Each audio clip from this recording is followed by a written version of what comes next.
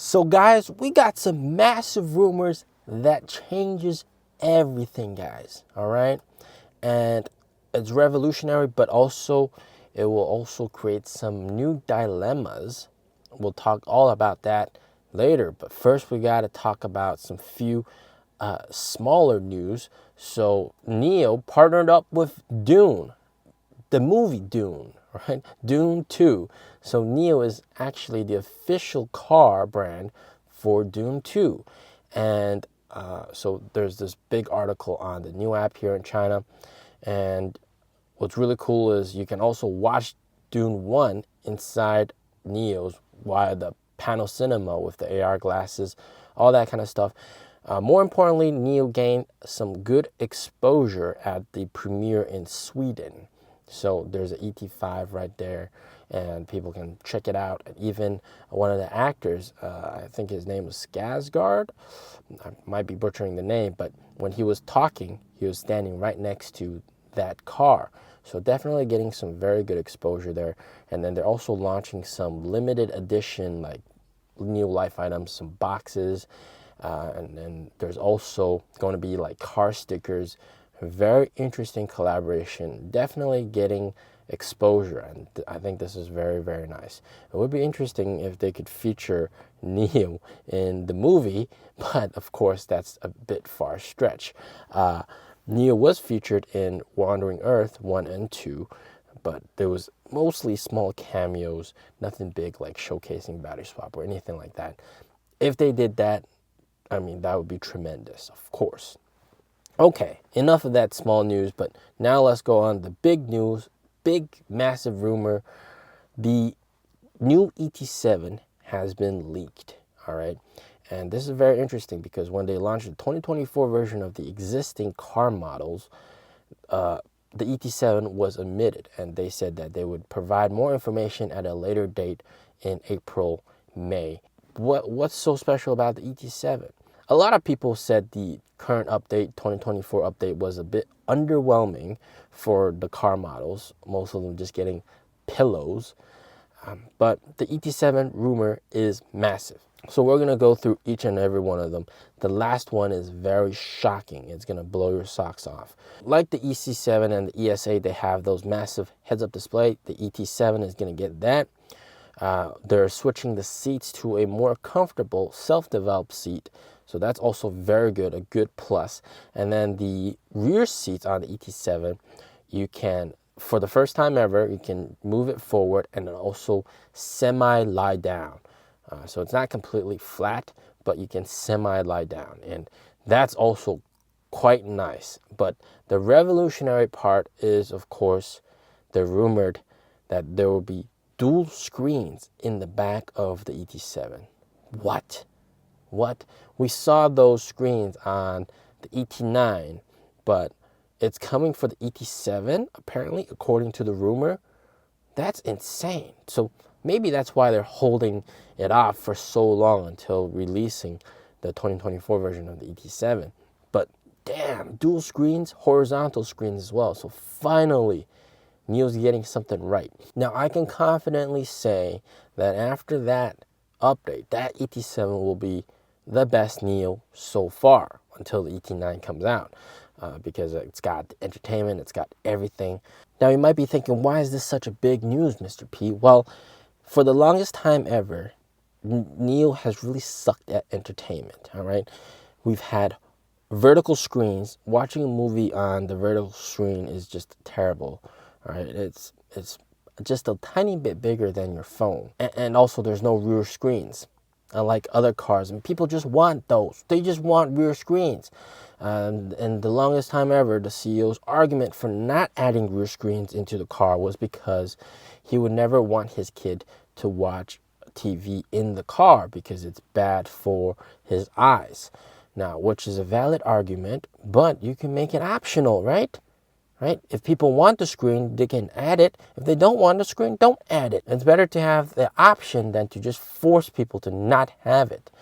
So it seems like the CEO has finally listened, right? And I know a lot of other higher up execs at NIO, they've actually vouched for adding screens in the back. Some of them vouched for having like a massive screen like the BMW i7 to be added onto a NIO. And so clearly there's debate about whether or not to add screens. And it seems like NIO is finally listening to what the market wants. People want screens, all right? Like it or not. And AR glasses is not the solution. It's just uncomfortable, right? You got a cable, it tangles all over the place. And then also, are you going to buy like 4 pairs of glasses for every person that sits in your car? No, right? You're usually going to only have 1, maybe 2 at max. So it's good to have AR glasses, but it's not the complete solution. So that really is hurting sales. People look at a competitor's car that has multiple screens, horizontal screens, and even rear screen, and they just love it.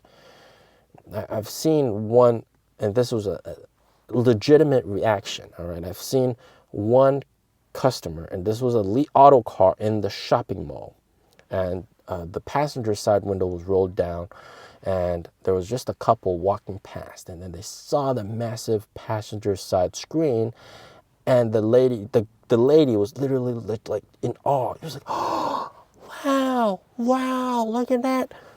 I'm like, damn, what? There's such a big reaction to just the screen? What's going on, man?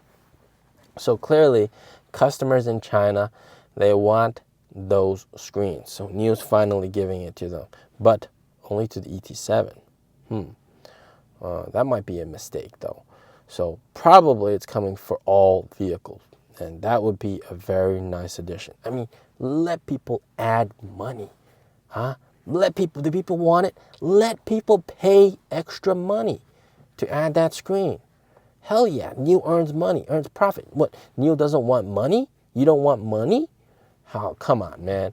So even for like the ET5 or ET5T, have that as an option. You want screens? Add money. Pay up, pay extra money. Would that be such a bad move? Of course not. So hopefully those screens would be able to be installed on all NIOs, all right? And you just got to pay up. And the only one single weakness, all right? There aren't any other weaknesses. The only one single weakness is charging speed, which would be something that other competitors would poke at when they're talking to customers. So that's one weakness, but that's the only weakness, and that's going to be fixed when the ET9 launches, and all the future cars after the ET9, they're going to have super blazing fast charging speeds. And of course, NIOs can do battery swaps, so who really cares about charging? Like me, I haven't charged in 2 years, so screw charging. So that car is essentially perfect now, the ET7. Now, what's really interesting is the dilemma is, of course, now that they have horizontal screens, it's only on the ET7. What about the EC7, the ES7, the ES8? Are they not supposed to get those screens? I'm sure the customers that bought those cars would want these screens. For sure, I want those screens. You know, just the other day, I was looking at different iPad mounts to basically place at the back of my NIO so that my wife can watch TV or my son can watch TV. It's something that customers want. It's just what people want, all right? So I'm sure that if it's only exclusive to the ET7, a lot of ES8 owners will get quite butthurt. But what could also be happening is they might offer a upgrade for a paid upgrade, of course, for existing NIO owners with those 7 Series cars and 8 ES8s as well, and that you pay a certain amount of money to get those dual screens added to your car. That would be a very interesting solution. However, this year, right, for the 2024 upgrade with the 8295 chip, NIO is not adding that as an upgrade option for cars with the 8155 chip. So before, all right, just to give you guys some context, before my first gen NIOs, we all had the really old chip, and then when the 8155 came out with the NT 2.0 cars, we could all upgrade to the 8155, and essentially pay money to get that chip installed in our car. And there's some other upgrades as well.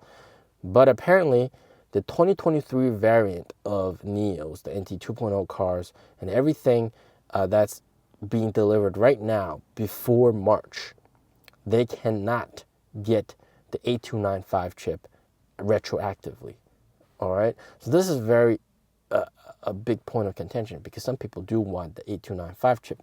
So this really begs the question, will they offer the screens retroactively to ES8, the ES7, EC7, and current ET7 owners? That would be very, very interesting, very something to ponder about. Very good news, very good news. And obviously in the future after ET9, the screens are going to be horizontal in the front as well, and then rear screens horizontal as well. So that's going to be very, very nice. So finally, NIO is solving the entertainment problem, which if you recall, Wheels Boy said on our podcast that was the biggest problem he had with the NIO. The entertainment was just not there. So finally, NIO is solving one of their biggest weaknesses.